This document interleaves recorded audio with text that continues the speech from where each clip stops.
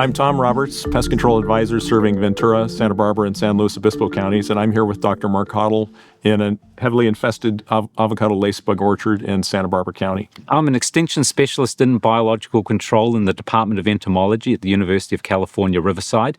I've been working on avocado lace bug on and off since about 2004 when the initial invasion into San Diego County occurred. Avocado lace bug was first detected in Southern California in 2004 in San Diego County. It was primarily restricted to backyard avocado plants in Chula Vista and National City, but at that time, it didn't really spread out of people's gardens and it caused no economic problems for commercial growers in California. That changed around 2017. We started to get reports of lace bug damage in commercial orchards and groves in the northern San Diego County and Riverside areas. By 2019, we were seeing infestations pop up in backyard areas around Los Angeles, and by 2022, 2023, it had made its way into Orange and Santa Barbara counties. Okay, so it was obvious now that we had a problem with the avocado lace bug, but what was curious to us was, what changed? Why did that initial infestation in San Diego County remain so well behaved, but the outbreaks that we started to see around 2017 through 2019 were behaving markedly different to what we had observed previously? So we took a deeper look by looking at the DNA of these two different populations, and what we discovered was that the original infestation into San Diego County had come from Mexico, but the latest infestations that were causing problems in commercial groves had actually materialized and invaded probably from Florida. They were two different genetic variants of this avocado lace bug. The Mexican variety remained well behaved in San Diego County, while the Florida variety was causing us pretty big problems. So this was clear evidence to us that California had experienced two invasions, one from Mexico, one from Florida. Then ultimately, California probably exported avocado lace bug to Hawaii, where it has also blown up and become a major problem in avocado groves in the islands. And that's what we were seeing in the field. Damage from the new lace bug population is way more intense.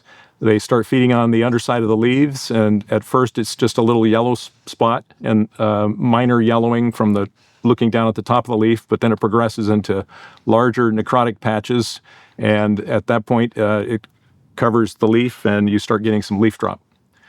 Eventually the leaves fall and that exposes your fruit to sunburn, which is where you really start seeing financial loss. If you're not catching it early, the damage is already happening. One thing that we've learned is that early detection is critical.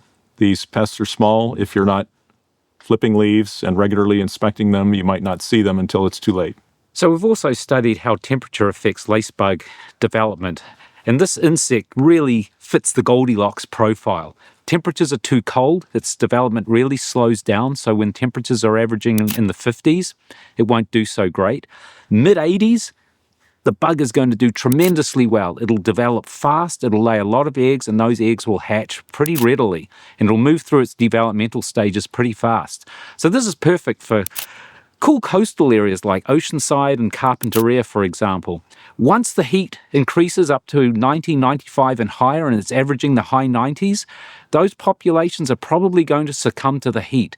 We've noticed that they crash, especially in these inland groves, and the high heat pressure will really knock them back.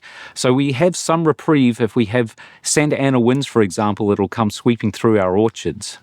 And remember, this pest moves rapidly. If you're seeing leaf drop, you're already behind. We recommend checking your groves regularly, especially in the coastal zones. Flip leaves over, look for the spots, look for the nymphs and the adults on the underside of the leaves. Watch for early leaf necrosis, the yellowing spots on the leaves. If you're not monitoring, you're taking a risk. Ultimately, the avocado lace bug is a challenge, but it's manageable. But it's going to take us a while and a coordinated effort to come up with a solid IPM program, which will include scouting, good management of the canopy, and smart insecticide use. We may not have the perfect solution ready for the growers today, but with continued research and the right on-farm practices, we can keep this pest in check. This isn't a pest we can ignore anymore. It's here, it's aggressive, but if we stay on it and stay proactive and use the tools we have, we can protect our trees, our yields, and our long-term viability. Work with your PCAs, know what's going on in your orchard, and take action early.